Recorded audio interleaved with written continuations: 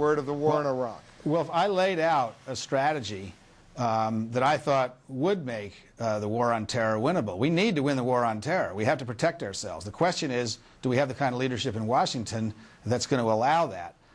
There is a plan put together by Lawrence Korb and a fellow by the name of Bruce Katulas, who Lawrence Korb was in the Reagan administration. It's a plan that I think makes a great deal of sense. It's a moderate plan, calls for strategic redeployment of our troops while we're removing them from Iraq. We're keeping them some in the region to fight the terrorism that the president's invasion of Iraq has spawned in Iraq.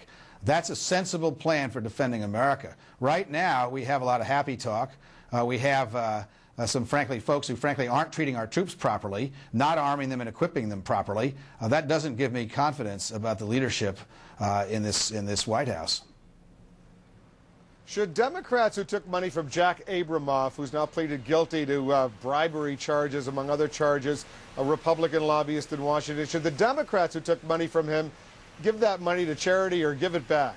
There are no Democrats who took money from Jack Abramoff. Not one single Democrat. Every person named in this scandal is a Republican. Every person under investigation is a Republican. Every person indicted is a Republican.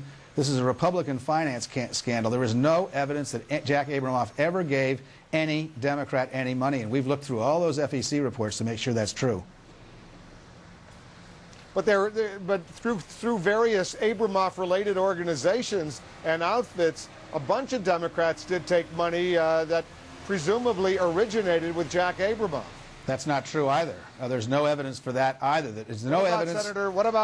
What about Senator Byron Dorgan? Senator Byron Dorgan and some others took money from Indian tribes. They're not agents of Jack Abramoff. There's no evidence that I've seen that Jack Abramoff directed any contributions to Democrats. I know the Republican National Committee would like to get the Democrats involved in this. They're scared. They should be scared. They haven't told the truth.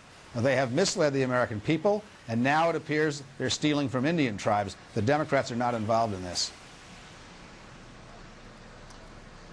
Unfortunately, Mr. Chairman, we got to leave it right there. Howard Dean, the chairman of the Democratic Party, always speaking out bluntly, candidly. Appreciate your joining us on Late Edition.